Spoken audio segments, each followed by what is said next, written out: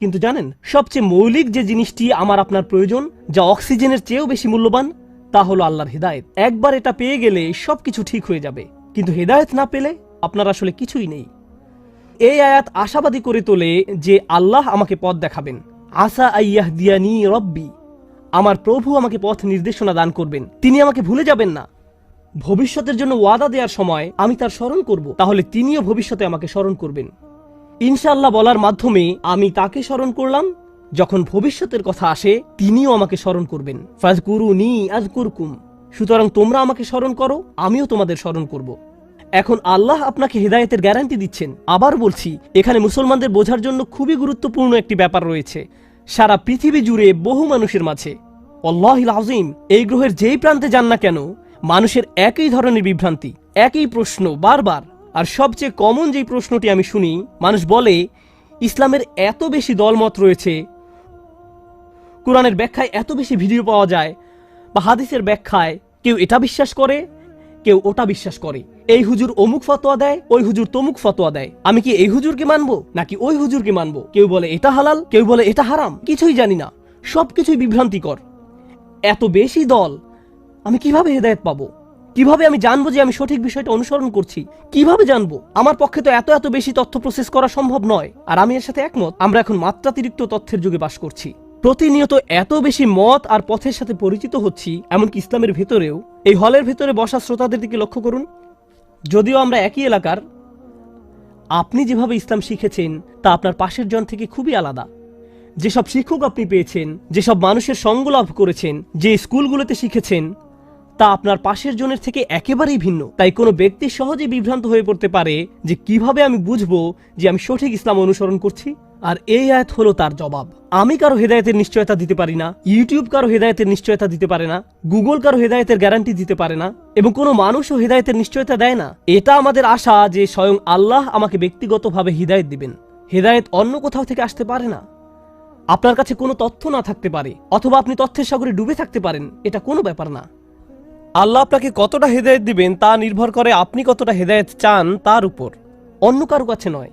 আর একবার আল্লাহর কাছে সঠিক রাস্তা চাওয়ার পর আপনাকে আর বিচলিত থাকতে হবে না। নিশ্চিত থাকুন যে আল্লাহ আপনাকে সঠিক পথ দেখাবেন, তিনি কাউকে ফিরিয়ে দেন না। আল্লাহর কাছ থেকে হেদায়েত পাওয়া কঠিন নয়, এটা কঠিন নয়। আল্লাহ হেদায়েতের পথ খোলা রেখেছেন যারা চায় তাদের জন্য। আমাদেরকে শুধু সেসব মানুষের অন্তর্ভুক্ত হতে হবে, শুধু এইটুকুই। এই আয়াতটি সূরাতুল কাহফের অন্তর্গত। এর প্রমাণ হিসেবে সূরা কাহফ নিয়ে কথা বলে শেষ করতে পারবো না এই খুতবায়। এই গুহার অধিবাসীরা, যাদের কথা আমরা প্রতি শুক্রবার পড়ে থাকি, এই মানুষগুলোর আশেপাশে কোনো নবী ছিল না, কোনো আলেম ছিল না, কোনো শায়েখ ছিল না, কোনো সাহাবী ছিল না। নিজেদের জন্য তারা নিজেরাই ছিলেন। আর তারা এমন এক এলাকায় বাস করতেন যেখানে সবাই মূর্তি পূজা করত। আর তারা একটি উপসংহারে পৌঁছেছেন, সৃষ্টিকর্তা শুধু একজন, আমরা এগুলোর উপাসনা করতে পারি না। লান্নাদউ মিন দুনিহি ইলাহান। আর এতটুকুর কারণেই আল্লাহ তাদেরকে হিদায়াত দিলেন। অন্য কোনো জ্ঞান না থাকা সত্ত্বেও, কোনো ওহী তাদের কাছে ছিল না। আল্লাহ তাদেরকে হিদায়াত দেওয়ার জন্য এতটুকুই যথেষ্ট ছিল। আর তিনি তাদেরকে এত বেশি হিদায়াত দান করলেন যে আজকের দিনে যারা বছরের পর বছর ধরে দ্বীনের জ্ঞান অর্জন করে, তারা এই যুবকদের কাহিনী অধ্যয়ন করে। কারণ এই যুবকরা আল্লাহর হিদায়াত পেয়েছিল, কারণ আল্লাহ তাদেরকে পথ দেখিয়েছিলেন। আপনার পরিস্থিতি যত অন্ধকারচ্ছন্নই হোক না কেন, আপনার যদি আল্লাহর উপর আশা থাকে, এটাই যথেষ্ট। আসা আইয়াহদিয়ানি রব্বি লিআকরাবা মিন হাযা রাশাদা। এখন আসছে সর্বশেষ এবং এই বিবৃতির সবচেয়ে সুন্দর অংশ। সম্ভবত আল্লাহ আমাকে পথ দেখাবেন। পথ দেখাবেন কোথায়? কোন দিকে পথ প্রদর্শন করবেন? লিআকরাবা মিন হাযা রাশাদা। এর ভাষা এত বেশি গভীর অর্থবোধক, আমার পক্ষে খুতবায় তো আর ব্যাকরণ শেখানো সম্ভব নয়, কারণ আপনাদের মাথা ব্যথা শুরু করবে। চেষ্টা করব বিষয়টাকে যত সহজে তুলে ধরা যায়। আরবি ভাষাতে কখনো বলেন ওই যে ওই দিকে, আবার কখনো বলেন সমস্ত পথ ধরে ওইখানে। যখন বলেন সমস্ত পথ ধরে ওইখানে, অর্থাৎ আর গন্তব্য পর্যন্ত পথ দেখিয়ে যাব। আর যদি বলেন ওই যে ওইদিকে, এর মানে হলো প্রথমে এখানে, তারপর ওখানে, তারপর ওখানে। কিন্তু যদি বলি সমস্ত পথ ধরে ওইখানে, এর মানে ওইখানেই আপনাকে যেতে হবে, এরপর আর কোথাও আপনাকে যেতে হবে না। যখন লাম ব্যবহার করা হয়, আসা আইয়াহদিয়ানি রব্বি লি আকরাবা, এই লাম ইঙ্গিত করে এটা হলো আল মুনতাহা। এর চেয়ে উচ্চতর আর কিছু চাওয়ার নেই এই দুনিয়ায়। এটা যদি পেয়ে যাও, শ্রেষ্ঠ আর কিছু পাওয়ার নেই। যদি ইলা শব্দটি ব্যবহার করা হতো, অর্থ হতো তোমাকে প্রথমে ওইখানে যেতে হবে, তারপর অন্য কিছুর উদ্দেশ্যে। সুতরাং এই আয়াতে আমি আপনি এমন কিছু প্রার্থনা করছি, এমন কিছু চাচ্ছি যার চেয়ে উত্তম আর কিছু নেই। এটাই চূড়ান্ত সমাপ্তি। এখন সেই চূড়ান্ত সমাপ্তিটি কি? লি আকরাবা মিন হাযা, এটার চেয়ে নিকটবর্তী। আমি আশা করছি আল্লাহ আমাকে পথ দেখাবেন এটার চেয়ে চূড়ান্ত সমাপ্তির আরো নিকটে। এটা বলতে কি বোঝানো হয়েছে? এখন আমি যে অবস্থায় আছি, চলুন বোঝার চেষ্টা করি এখানে আসলে কি বোঝানো হচ্ছে। আমাদের সবার আলহামদুলিল্লাহ সুম্মা আলহামদুলিল্লাহ কোনো না কোনো মাত্রায় হেদায়েত রয়েছে। আমরা যে শুক্রবারে আল্লাহর ঘরে একত্রিত হয়েছি এটা প্রমাণ করে যে আল্লাহ আমাদের সবাইকে কোনো না কোনো মাত্রায় হেদায়েত দিয়েছেন। কাউকে তিনি বেশি হেদায়েত দিয়েছেন, আবার কাউকে কম হেদায়েত দিয়েছেন। সালাতে কারো মনোযোগ বেশি থাকে, আবার কারো কম মনোযোগ থাকে। আমরা সবাই একই পর্যায়ে নেই, এটা সত্য। কিন্তু জানেন এই দোয়া আমাদের কি শেখাচ্ছে? আমার চূড়ান্ত লক্ষ্য হলো আমাকে আল্লাহর আরো নিকটবর্তী হতে হবে। আমি এখানে এজন্য আসিনি যে নিজেকে অন্য একজনের সাথে তুলনা করব। আমি এখানে এসেছি শুধু নিজের আজকের অবস্থানের সাথে নিজেকে তুলনা করতে। আমি যদি শুধু নিজের এখনকার অবস্থা উন্নতির জন্য কাজ করে যেতে পারি, এটাই আল্লাহর সামনে চূড়ান্ত সফলতা। এর চেয়ে চূড়ান্ত কোনো সফলতা নেই। আপনি কোনোদিন নিখুঁত হবেন না, আমিও কোনোদিন নিখুঁত হতে পারবো না। আমরা যা করতে পারি তা হলো আরেকটু ভালো হওয়া, এরপর আরেকটু ভালো, এরপর আরেকটু ভালো।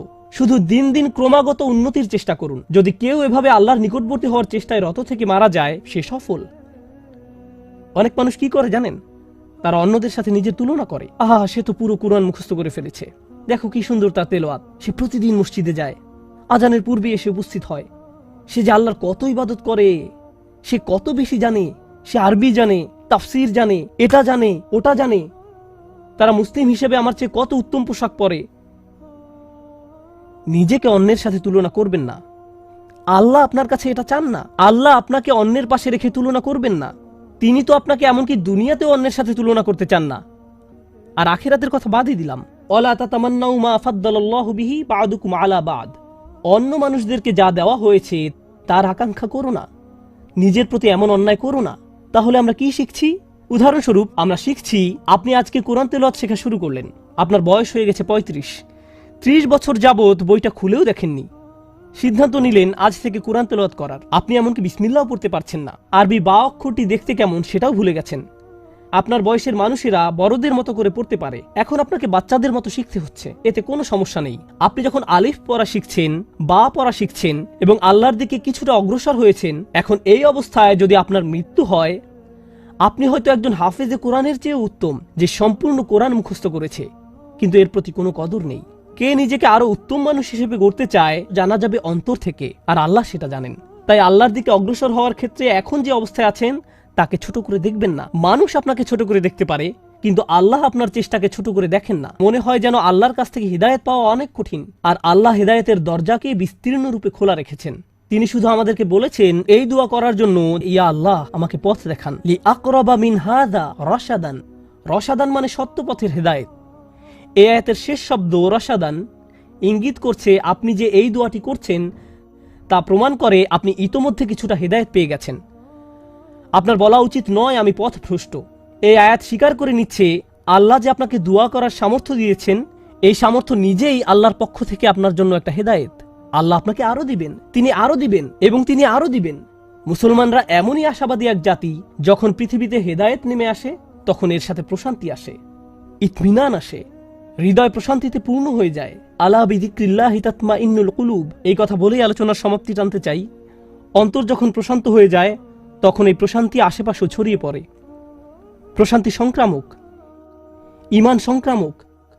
পরিবারের ভেতর শান্তি ছড়িয়ে পড়ে, বন্ধু বান্ধবদের মাঝে শান্তি ছড়িয়ে পড়ে, সমাজে শান্তি ছড়িয়ে পড়ে যখন হিদায়াত আসে।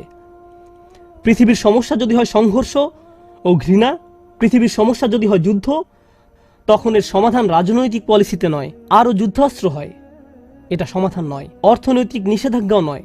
মানবতার আজকে যা দরকার তা হলো হেদায়েত, কারণ হেদায়েত ছাড়া কোনো শান্তি নেই, পাওয়া সম্ভব না। ফাআইয়ুল ফারিকাইনি আহাক্কু বিল আমন ইন কুনতুম তা'লামুন আল্লাযীনা আমানু, কে শান্তি লাভের বেশি হকদার? যারা বিশ্বাস স্থাপন করে, যারা ঈমান এনেছে। ঠিক এটাই আমরা আল্লাহ আযজা জাল্লার কাছে প্রার্থনা করছি। যখন আপনি এবং আমি এই দুনিয়াতে শান্তির জন্য দোয়া করি, মুসলিম দেশগুলোতে শান্তির জন্য দোয়া করি, তখন আসলে আমরা সরাসরি আল্লাহর কাছে দোয়া করছি আমাদের নিজেদের জন্য এবং আমাদের চারপাশের দুনিয়ার জন্য আরো বেশি হেদায়েত। আল্লাহ আজ্জা ওয়া জাল্লা আমাদের সবার হেদায়েত বাড়িয়ে দিন এবং আমাদেরকে সেসব মানুষের অন্তর্ভুক্ত করুন যারা তাদের ভবিষ্যতের ব্যাপারে আশাবাদী, সন্তানদের ভবিষ্যতের ব্যাপারে, উম্মার ভবিষ্যতের ব্যাপারে এবং সমগ্র বিশ্বের ব্যাপারে আমাদেরকেই চিন্তা করতে হবে, শুধু আমাদের উম্মার জন্য নয়, গোটা দুনিয়ার জন্য। আমরা ইব্রাহিম আলাইহিস সালামের মিল্লাত, ইব্রাহিম আলাইহিস সালাম সমগ্র মানবতার জন্য উদ্বিগ্ন থাকতেন। আমরা এমন একটি উত্তরাধিকার পেয়েছি।